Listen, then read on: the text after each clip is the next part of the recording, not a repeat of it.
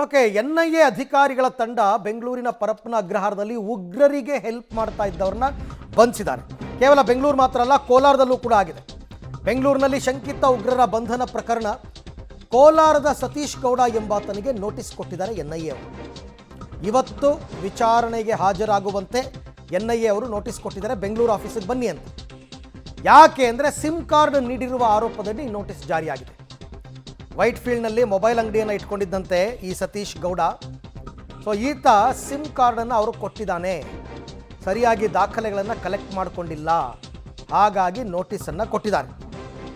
Notice ಕೊಟ್ಟು ಇವತ್ತು ವಿಚಾರಣೆಗೆ ಹಾಜರಾಗಬೇಕು ಅಂತ ನೋಟಿಸ್ ನೀಡಿದ್ದಾರೆ. ಸಿಮ್ ಕಾರ್ಡ್ ನೀಡಿರ್ತಕ್ಕಂಥ ಆರೋಪದಡಿ ಈತನ ಮೇಲೆ ನೋಟಿಸನ್ನು ಜಾರಿ ಮಾಡಿದ್ದಾರೆ.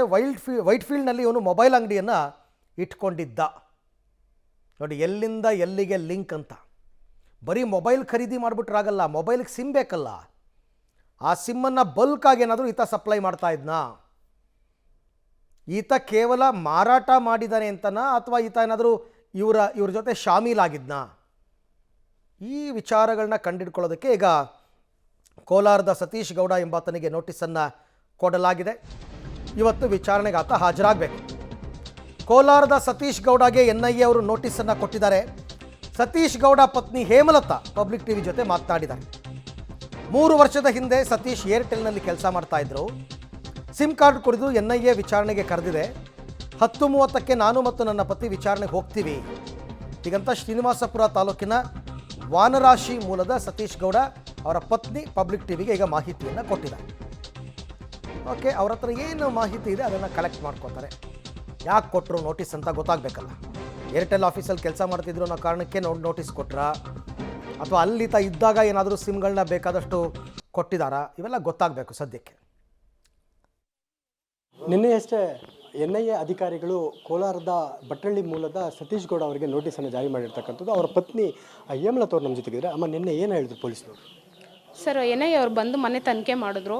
ಸತೀಶ್ ಅವ್ರು ಎಲ್ಲಿ ಅಂತ ಕೇಳಿದ್ರು. ಅವ್ರು ಇರಲಿಲ್ಲ, ಎಲ್ಲ ಹೊಟ್ಟೋಗಿದ್ರು. ಮತ್ತು ಫೋನ್ ಕೊಡಿ ಅಂದರೆ ಅವ್ರ ಫೋನ್ ನನ್ನ ಹತ್ರ ಇಲ್ಲ, ಸ್ವಿಚ್ ಆಫ್ ಆಗಿತ್ತು ಅವ್ರ ಫೋನು. ಹಂಗಾಗಿ ಇವಾಗ ಕರೆದಿದ್ದಾರೆ, ಇವಾಗ ಹೋಗ್ಬೇಕು ಸರ್. ನಿಮ್ಮ ಯಜಮಾನ್ರು ಎಲ್ಲಿದ್ದಾರೆ ಮತ್ತು ಏನು ಕೆಲಸ ಮಾಡ್ತಾರೆ? ಎಲ್ಲಿದ್ದಾರೋ ಗೊತ್ತಿಲ್ಲ ಸರ್ ಇವಾಗ ಸದ್ಯ. ಅವರು ಮೊದಲು 3 ಇಯರ್ಸ್ ಬ್ಯಾಕು ಏರ್ಟೆಲ್ ಆಫೀಸಲ್ಲಿ ಕೆಲಸ ಮಾಡ್ತಾಯಿದ್ರು. 3 ಇಯರ್ಸಿಂದ ಕೆಲಸ ಮಾಡ್ತಾಯಿಲ್ಲ. ಏರ್ಟೆಲ್ ಆಫೀಸಲ್ಲಿ ಕೆಲಸ ಮಾಡ್ತಾಯಿದ್ರೆ ಎಲ್ಲಿ ಮಾಡ್ತಾಯಿದ್ರು? ಕೋರ್ಮಂಗ್ಲ ಸರ್. ಕೋರ್ಮಂಗ್ಲ. ಈಗ ನೋಟಿಸ್ ಕೊಟ್ಟಿದ್ರಲ್ಲ, ಏನಂತ ಕೊಟ್ಟಿದ್ದಾರೆ? ಅದೇ ಸಿಮ್ದು ಏನೋ ಪ್ರಾಬ್ಲಮ್ ಆಗಿದೆ ಅಂತ ಕೊಟ್ಟಿದ್ದಾರೆ. ನಿಮ್ಗೆ ಪೊಲೀಸರು ಈಗ ನಿನ್ನೆ ಬಂದಾಗ ಪೊಲೀಸ್ ಅವ್ರ ಹತ್ರ ಹೇಳಿದ್ದಾರೆ. 2023ರಲ್ಲಿ ಬಂದಿರೋದು ನೋಟಿಸು. ಅವಾಗ ಹೋಗಿ ಅಟೆಂಡ್ ಮಾಡಿದ್ದಾರೆ, ಬೇಲ್ಗೆಲ್ಲ ಅಪ್ಲೈ ಮಾಡಿದ್ದಾರೆ. ಬೇಲ್ ರಿಟರ್ನ್ ವಾಪಸ್ ಬಂದಿದೆ. ಅಪ್ಲೈ ಮಾಡಿದರೆ ವಾಪಸ್ ಬಂದಿದೆ. ಮತ್ತು ಇವಾಗ ಕರೆದಿದ್ದಾರೆ, ಇನ್ವೆಸ್ಟಿಗೇಷನ್ಗೆ ಹೋಗಬೇಕು ಸರ್. ಇವಾಗ 2023ರಲ್ಲೇ ಬಂದಿತ್ತಾ ಈ ಥರದ್ದು? ಯಾರೂ NIA ಅವರು ಯಾರೂ ಬಂದಿಲ್ಲ. ಅವರೇ ಹೋಗಿ ನೋಟಿಸ್ ಬಂದಿದೆ, ಅವ್ರು ಹೋಗಿ ಅಟೆಂಡ್ ಮಾಡಿದ್ದಾರೆ. ಸರ್, ಅಷ್ಟು ಮಾತ್ರ. ಈಗ ಮತ್ತೆ ನೋಟಿಸ್ ಬಂದಿರೋದು ಅಂದರೆ ಇದು ಹಳೆ ಕೇಸ್ ಬಂದಿಲ್ಲ. ಅವರೇ ಎನ್ಕ್ವೈರಿಗೆ ಬಂದಿದ್ದರು NIA ಅವರು. ಈಗ ಏನು ಮಾಡ್ತಿದ್ದಾರೆ ನಿಮ್ಮ ಯಜಮಾನ್ರು? ಸರ್, ಇವಾಗ ಅವ್ರು ಕೆಲಸ ಏನಿಲ್ಲ ಸರ್, ಮನೆಯಲ್ಲಿದ್ದರು. ಇದಿಷ್ಟು ಸತೀಶ್ ಗೌಡ ಅವರ ಪತ್ನಿ ಹೇಮಲತಾ ಅವರ ಮಾತು. 3 ವರ್ಷಗಳ ಹಿಂದೆ ಅಷ್ಟೇ, ಅಂದರೆ 2023ರಲ್ಲೂ ಕೂಡ ಒಂದು ವಿಚಾರಣೆಗೆ ಕರೆದಿದ್ರು. ಆಗಲೂ ವಿಚಾರಣೆಗೆ ಒಳಗಾಗಿದ್ದು, ಈಗ ಮತ್ತೆ ವಿಚಾರಣೆಗೆ ಕರೆದಿದ್ದಾರೆ ಅನ್ನೋಂಥದ್ದು ಸದ್ಯ ಪತ್ನಿ ಹೇಮಲತಾ ಅವರ ಮಾತಾಗಿರ್ತಕ್ಕಂಥದ್ದು. ಕ್ಯಾಮರಾಮನ್ ಮದನ್ ಜೊತೆ ರವಿ, ಪಬ್ಲಿಕ್ ಟಿವಿ, ಕೋಲಾರ. ಇನ್ನು ಇದೇ ವಿಚಾರಕ್ಕೆ ಸಂಬಂಧಪಟ್ಟಂತೆ ಅವರ ತಾಯಿ ಕೂಡ ಮಾತನಾಡಿದ್ದಾರೆ. ಸತೀಶ್ ಗೌಡ ಅವರ ತಾಯಿ ಅವ್ರು ಏನು ಹೇಳಿದ್ದಾರೆ ಅಂತಕ್ಕಂಥದ್ದನ್ನು ಕೇಳೋಣ. NIA ಅಧಿಕಾರಿಗಳು ಈಗಾಗಲೇ 3 ಜನರನ್ನು ಬಂಧಿಸಿ ಕೋಲಾರದ ಯುವಕನಿಗೆ, ಅಂದರೆ ಸತೀಶ್ ಗೌಡ ಅನ್ನೋನಿಗೆ ಈಗಾಗಲೇ ನೋಟಿಸನ್ನು ಜಾರಿ ಮಾಡಿರ್ತಕ್ಕಂಥದ್ದು. ಈ ಹಿನ್ನೆಲೆಯಲ್ಲಿ ಇವತ್ತು ಗ್ರಾಮದಲ್ಲಿ ಆತಂಕದ ವಾತಾವರಣ ನಿರ್ಮಾಣ ಆಗಿರ್ತಕ್ಕಂಥದ್ದು. ನಾವು ಇವತ್ತು ಕೋಲಾರ ತಾಲೂಕಿನ ಭಟ್ಟಳ್ಳಿ ಗ್ರಾಮದಲ್ಲಿರುವಂಥ ಸತೀಶ್ ಗೌಡ, ಅಂದರೆ ಅವರ ಅತ್ತೆ ಮನೆ ಬಳಿ ಇದ್ದೇವೆ. ಇಲ್ಲಿ ಅವರು ವಾಸ ಮಾಡ್ತಾ ಇರ್ತಕ್ಕಂಥದ್ದು. ಸತೀಶ್ ಗೌಡ ಅವರು ಕಳೆದ 3 ವರ್ಷಗಳಿಂದ ಕೂಡ ಇಲ್ಲಿ ವಾಸ ಮಾಡ್ತಾ ಇರ್ತಕ್ಕಂಥದ್ದು.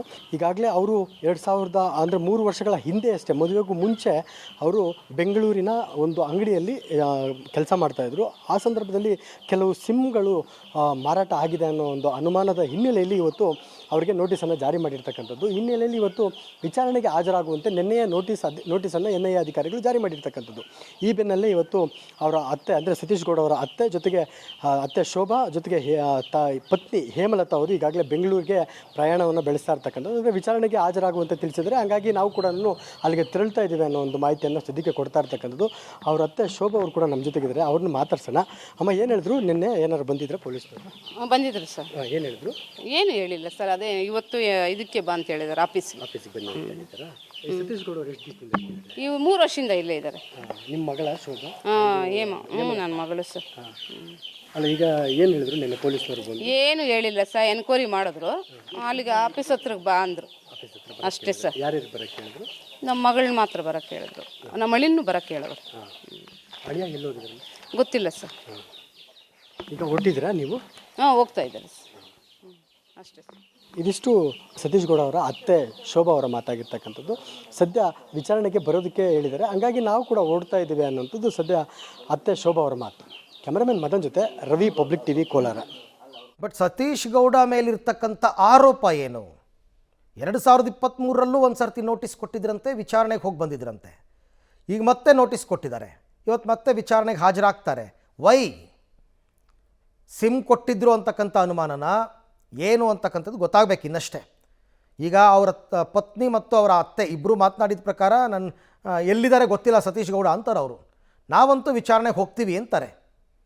ಸೊ ಹಾಗಾಗಿ ಇವಾಗ ಹೆಂಗಿದು ಅಂತ ಗೊತ್ತಿಲ್ಲ. ಏರ್ಟೆಲ್ ಆಫೀಸ್ನಲ್ಲಿ ಕೆಲಸ ಮಾಡ್ತಾಯಿದ್ರು, 3 ವರ್ಷದಿಂದ ಅವ್ರು ಏನೂ ಕೆಲಸನೇ ಮಾಡ್ತಿಲ್ಲ, ಮನೇಲೇ ಇದ್ದಾರೆ ಅಂತ ಹೇಳ್ತಾರೆ ಅವ್ರ ಪತ್ನಿ. ಸೊ ಹಾಗಾಗಿ ಇವಾಗ ಮುಂದೇನು ಅಂತಕ್ಕಂಥದ್ದನ್ನು ನೋಡಬೇಕು. ಬಟ್ ವಿಚಾರಣೆಗೆ ಬರ್ತಾರೆ.